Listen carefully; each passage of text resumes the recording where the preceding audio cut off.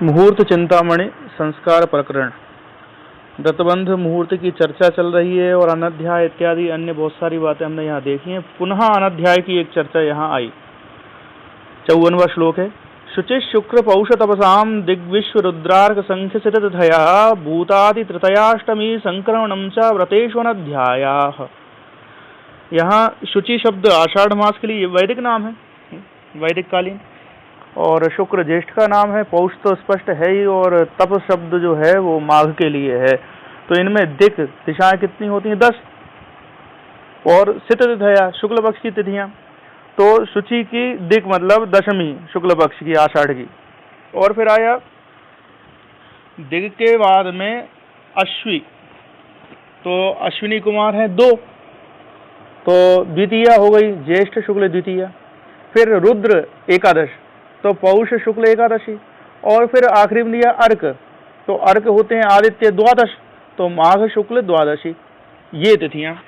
इसके अलावा भूतादि तृतीयाष्टमी, भूत तिथि चतुर्दशी को कहते हैं, तो भूतादि तृतीय हो जाएंगे चतुर्दशी पूर्णिमा प्रतिपदा, और कृष्ण पक्ष में चतुर्दशी अमावास्या प्रतिपदा, और साथ ही साथ अष्टमी दोनों पक्षों की। तो ये प्रत्येक मास में। और इनके अलावा संक्रमणम च, जो सूर्य की संक्रांति है वह भी, ये सब व्रत में अनध्याय कहे गए हैं। सामान्यतः ये अनध्याय यूं भी हैं, और व्रत के लिए भी इन्होंने इसका उल्लेख यहाँ किया। अब आषाढ़ की ये तिथियां या ये हम जो देख रहे हैं, ये किस आधार पर इन्हें दे दी हैं? कुछ तो मनवादी तिथियों में ये आ रही हैं, और ये मास कहीं कहीं इनमें से कुछ ग्रहण किए जाते हैं, इसलिए विशेष रूप से इनका कहा। वैसे तो मनवादी और युगादि तिथियां प्रारंभ में ही कह चुके हैं कि भाई ये अनध्याय वाली होती हैं।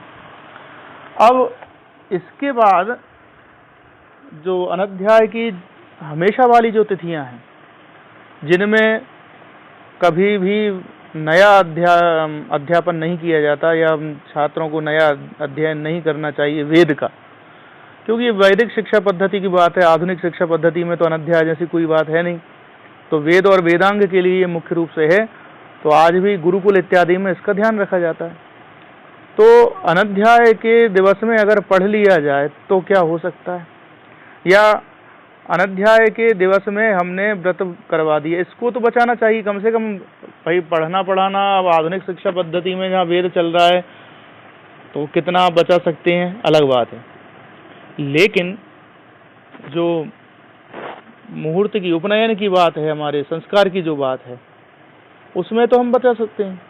ज्योतिष सार सागर ग्रंथ में कहा, अष्टमी हन्युपाध्यायम शिष्यम हंति चतुर्दशीम अमावास्यो भयम हंति प्रतिपद पाठनाशिनी। अगर आप जो है अनध्याय की इन तिथियों में अध्याय करते हैं अथवा व्रतबंध मुहूर्त करते हैं, संस्कार करते हैं, तो क्या दुष्फल होगा? बोले अष्टमी तो वो उपाध्याय का नाश कर देती है, मतलब आचार्य का, और शिष्यम हंति चतुर्दशी, जो चतुर्दशी है वो शिष्य को नुकसान पहुंचाएगी।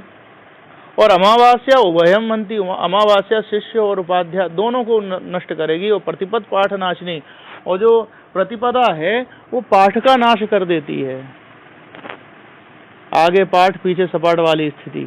इसलिए परिवार आप बहुत सुनेंगे, जो गुरुकुल के आचार्य हैं वो विशेष रूप से उतना उनका ध्यान अष्टमी पर, पूर्णिमा या अमावस्या पर भी नहीं रहता जितना परिवार पर रहता है। कारण ये है कि अष्टमी और पूर्णिमा अमावस्या ये तो पर्व तिथियां होने से वैसे ही पूजा पाठ में व्यक्ति लगा रहता है, तो कहाँ से अध्ययन की बात होगी। लेकिन प्रतिपदा में कोई विशेष कार्य नहीं रहता, ऐसे में स्वाध्याय हो सकता था भूलवश, तो इसलिए इसको सब लोगों ने याद कर लिया है। अब इसके बाद कुछ छूट तो कहते हैं, पहले तो उससे संबंधी विशेष बात अनध्याय से संबंधी कि पापांशक गते चंद्रे स्वाधि नीच स्थिते विवाह अनध्याय चोपनीता पुनः संस्कार मरहति। एक तो ये कह रहे हैं कि भाई अनध्याय में अगर आपने गलती से कर लिया व्रतबंध तो क्या होगा? तो बोलते हैं पापांश गते चंद्रे, यदि चंद्रमा पापग्रह के नवमांश में हो, स्वाधि नीच स्थिते विवाह, या अपनी नीच राशि के नवमांश में चंद्रमा है, अथवा अनध्याय का दिवस है वो जिस दिन आपने उपनयन संस्कार कर दिया बालक का, तो पुनः संस्कार करना पड़ेगा। वो संस्कार मान्य होगा ही नहीं, उसका कोई पुण्य, उसका कोई महत्व नहीं रहेगा। अब छूट वाली बात, तो नैमित्तिक अनध्यायम कृष्णे च प्रतिपद्दिने मेखला बंधने शस्तम चौले वेद व्रतेष्वपि।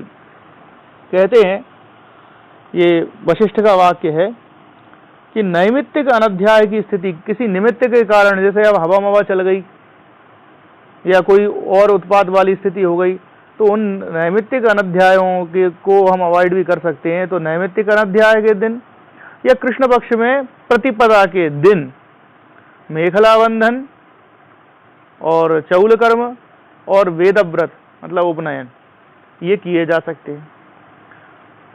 अब इसका कारण क्या है, ऐसी चीज बोल क्यों दी भाई इन्होंने, वशिष्ठ जी ने? तो कहते हैं कि नार्तः कालम अपेक्षते इति लौकिक न्यायात। भाई जो आर्त है, जो दुखी है, उससे प्रतीक्षा नहीं होती, उससे कहते हैं कि हम भाई तू थोड़ा ठहर। तो परेशान है वो तो कहता है मुझे तुरंत जो है आप फायदा पहुंचाओ। डॉक्टर कहेगा कि मरीज से कि भाई रुक जरा 10 मिनट में दर्द ठीक हो जाएगा, लेकिन मरीज कहेगा नहीं नहीं साहब आप तो कुछ करो, तुरंत करो। तो ये लौकिक न्याय है। तो इससे कह रहे हैं कि अतीत काल से वटोह कालांतर प्रतीक्षा मसहमानस्य आवश्यकोपनयन विषयमिति निकृष्टोर्थ। भाई अगर जो है ब्राह्मण बालक 16 वर्ष से ऊपर हो चुका है तो अब तो तुरंत करना ही है, क्योंकि गौण काल से भी ऊपर हो गया। तो इसलिए अब बहुत ज्यादा वो प्रतीक्षा नहीं कर सकते। तो उस स्थिति में आप कुछ छूट ले सकते हैं। तो व्यास का भी वचन है, प्रशस्ता प्रतिपद कृष्णे कदाचित शुभगे विधौ चंद्रे बलयुते लग्ने वर्षाणाम अतिलंघने। अगर वर्ष का अतिलंघन हो गया है, बच्चा बहुत बड़ा हो गया है और उपनयन संस्कार आपने नहीं किया है, तो प्रतिपदा जो कि पाठनाशिनी कही गई थी, जो अनध्याय की तिथि कही गई थी, उसमें भी कदाचित शुभगे विधौ चंद्रे बलयुते लग्ने। तो चंद्रमा शुभ होने पर, बलवान होने पर और लग्न बलवान होने पर उपनयन संस्कार किया जा सकता है। क्यों? कारण यह है कि भाई चंद्रमा इस प्रतिपदा में बलि होता है, पूर्णिमा से जस्ट अगले दिन की बात है। तो पूनों की पड़मा भली भली अमास की दोज, ये सामान्य कार्यों के लिए लोक में इस तरह के मान्यताएं हैं। लेकिन यहाँ चूंकि अनध्याय वाली बात थी इसलिए मना किया हुआ था। तो कहते हैं कि भाई चंद्रमा बलि है सामान्य रूप से, और अन्य बल उसको स्थान बल इत्यादि मिले, मतलब नीच नवांश इत्यादि में ऐसी कोई खराब स्थिति में ना हो, और लग्न भी बलि हो और वर्ष अतिक्रांत हो चुके हैं, तो आप कृष्ण पक्ष की प्रतिपदा को भी उपनयन संस्कार कर सकते हैं।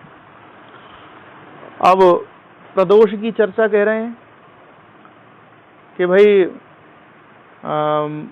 प्रदोष को भी दोषकारक जो माना गया है, तो वो कब होता है प्रदोष? अर्घ तर्क त्रितिथिषु प्रदोषः स्यात् अग्रिमैः रात्र्यर्ध सार्ध प्रहर याम मध्यस्थितैः क्रमात्। अर्घ मतलब सूर्य आदित्य 12 अर्थात द्वादशी।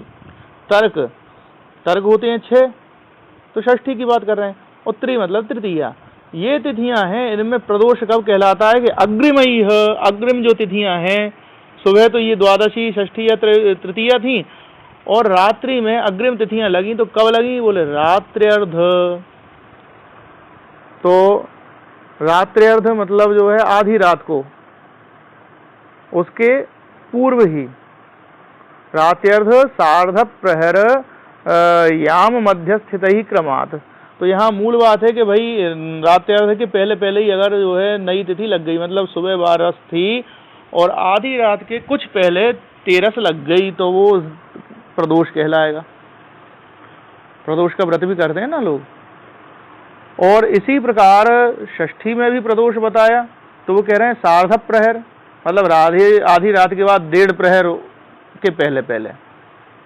और तृतीया में कह रहे हैं याम मध्य।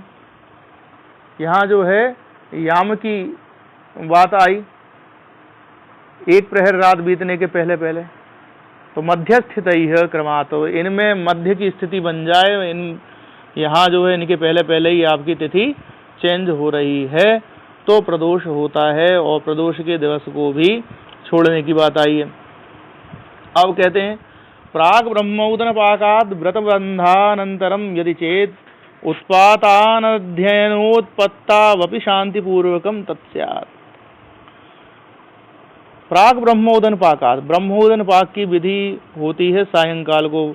पूर्वाह्न में तो किया आपने अपना उपनयन संस्कार, और सायंकाल में ब्रह्मोदन, ओदन शब्द जो है चावल के लिए है, तो वो चावल पका करके उसका दान करके कुछ करते होंगे विधि उसमें का, तो वो विधि जो सायंकाल करने वाली है, संभवतः जो है दीक्षा होती है, इसके बाद बटुक भिक्षा मांगता है, वो भिक्षा जो इकट्ठी होती है उसी भिक्षा से एकत्रित जो चावल वगैरह होते होंगे उनको पका के गुरु के लिए बच्चा तैयार करता होगा, ऐसी कोई बात इसमें होगी। अभी वैदिक लोग इस पे ज़्यादा प्रकाश डाल सकते हैं।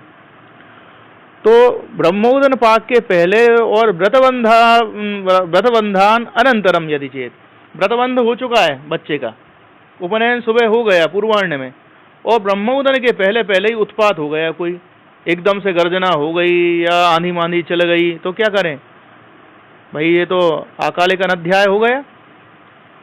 तो अनध्याय में तो आप क्या करोगे, तो कह रहे हैं इसमें आपको शांति पूर्वकम तत्स्यात्, तो आपको पहले शांति कर्म कर लेना चाहिए क्योंकि आपका यज्ञोपवीत संस्कार तो हो चुका है, लेकिन सायंकालीन जो ब्रह्मोदन विधि है वो करने के पहले पहले ही विघ्न आ चुका है, और आप जो है अध्याय ब्रह्मोदन के बाद प्रारंभ होता है पढ़ना, तो अनध्याय आ गया तो उस दिन फिर बच्चा पढ़ ही नहीं पाएगा, मतलब शुरुआत उसकी नहीं हो पाएगी। तो ये तो पूरी चीज रुक गई, मुहूर्त आपका रुक गया, संस्कार अधूरा ही रह गया।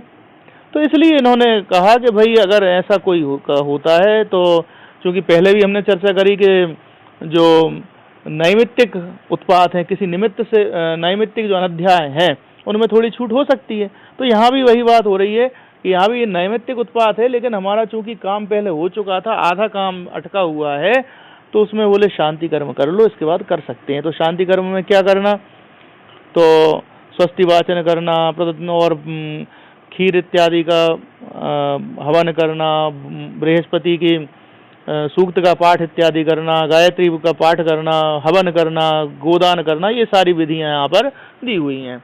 अब इसके बाद बात आती है कि भाई चारों वेद अलग अलग हैं, चारों वेदों के अध्येता अपने अपनी कुल परंपरा के अनुसार होते हैं, तो उनके लिए नक्षत्र विशेष कहे जा रहे हैं कि भाई कौन सा नक्षत्र किस वेद से संबंधित बालकों के लिए, यज्ञोपवीत के लिए विशेष शुभ है।